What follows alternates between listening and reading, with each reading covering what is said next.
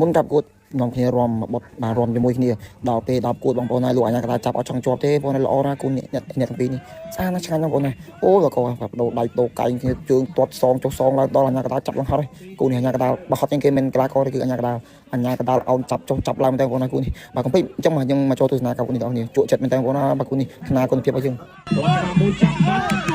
បាក់ទាស់ជើងដួលល្អមែនទេអាយ៉ាបាទទោះអញ្ញាកតាទី3ចាប់ចាប់ជើងទី2មានជ័យចូលទៅអាយុបាទលោកអញ្ញាកតាចូលទៅតកងពីក្រោយបន្តការប្រកួតបាទមានជ័យចាក់ជើងបាទមកស្ដាំបាត់ឆ្វេងរាទីបាទចាប់បោករួមមួយទៀតបន្តការប្រកួតតងឆ្វេងមួយបាត់ស្ដាំបាទមានជ័យចូលហើយអាយុបាទតោដៃទៀតមានជ័យតាចូលតងស្ដាំមួយរបស់រាទីបាទបាត់កែងមួយជង្គង់ឆ្វេងចាក់បន្តការប្រកួតជាបន្តគាត់មួយចាប់បាត់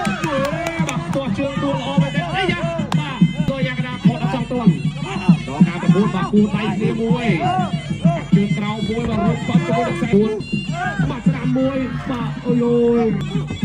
ដោដៃគ្នាមួយជង្គង់ស្ដាំកែងមួយរំមានជ័យចាប់បោកមានជ័យដល់ចូលបាទដោដៃមួយធាក់មួយបោកគាត់ស្ដាំរបស់រ៉ាឌីអាយ៉ាបាទអូបាទលុយយ៉ាងកដានេះខ្លងច្រាយយ៉ាបាទលុយយ៉ាងកដាលះមែនបន្តការប្រកួតទៀត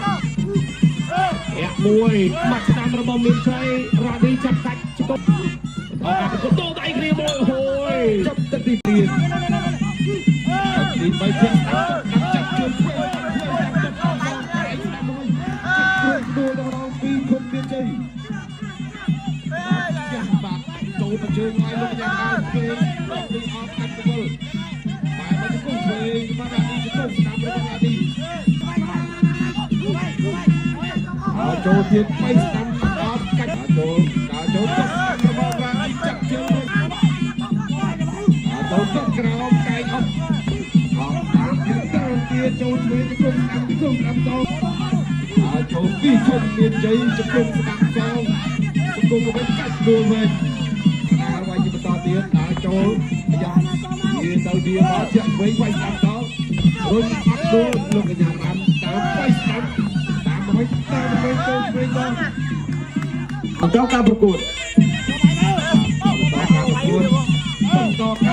ស្ដាំចាប់ជើងវិញចូលទៀតវាយស្ដាំមកទៅចេញកាច់